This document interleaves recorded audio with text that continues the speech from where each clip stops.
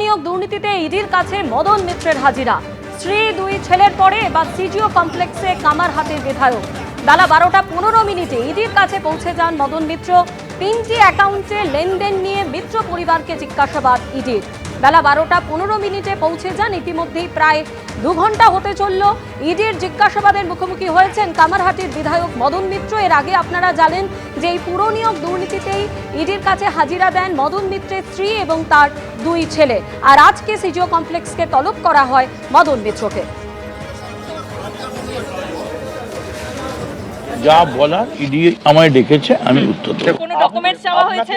ব্যাংকের যেটা জানা যাচ্ছে কিছু ট্রানজাকশন নিয়ে তাদের প্রশ্ন রয়েছে। আপনার স্ত্রী, আপনার 2 সন্তানও এসেছিলেন। এখন ব্যাপারটা হচ্ছে যে ওরা কি জিজ্ঞেস করবেন এটা তো আমি জানি না। কোনো ডকুমেন্টস চাওয়া হয়েছে ব্যাংকের? না, আমার কাছে যা ওরা বলবেন আমি সহযোগিতা করব। পুরো নিয়োগ দুর্নীতি মামলাতে অফিসিয়াল এজেন্সি যাকে তারা মনে করবেন ডাকতেই পারেন। দেখেছেন আমরা এসেছি, আমরা we are there to cooperate. যা বলার ইডিকে বলবো। গভর্নমেন্ট এজেন্সি ডেকেছে, আমি এসেছি কোঅপারেট করার জন্য। সহযোগিতা, তার মানে কি সম্পূর্ণভাবে সহযোগিতা করবেন যেটা আপনি বলে? সহযোগিতা, সম্পূর্ণ সহযোগিতা।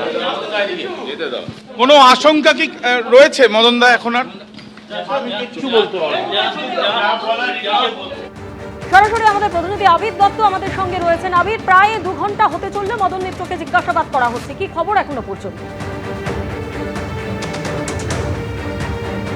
একেবারেই 2 ঘন্টা অতিক্রান্ত, মদন মিত্রকে জিজ্ঞাসাবাদের প্রক্রিয়া চালানো হচ্ছে।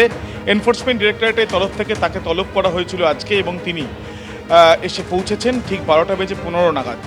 এর পরবর্তীকালেই তাকে জিজ্ঞাসাবাদের প্রক্রিয়া শুরু করা হয়েছে বলে ইডি সূত্রে জানা যাচ্ছে। মূলত 2016-2017 সালে 3টি অ্যাকাউন্ট তার এবং তার পরিবারের সদস্যদের, এই যে 3টি অ্যাকাউন্টে বেশ কিছু ট্রানজাকশন, সেই সংক্রান্ত বিষয়ে তারা জানতে চান। বিশেষত ওই 3টি অ্যাকাউন্টের মধ্যে নির্দিষ্ট করে 2টি অ্যাকাউন্টের বেশ কিছু তথ্য তার সামনে রাখতে পারেন তদন্তকারীরা এবং সেই মর্মে তাকে জিজ্ঞাসাবাদ করতে পারেন।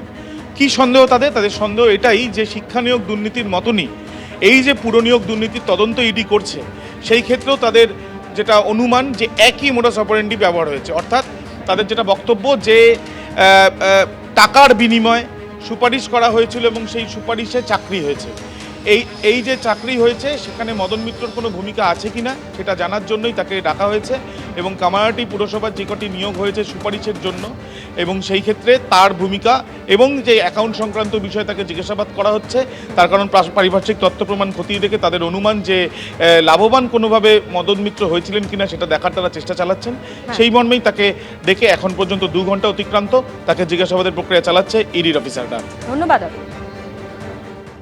এবিপি আনন্দ, এগিয়ে থাকে, এগিয়ে রাখে।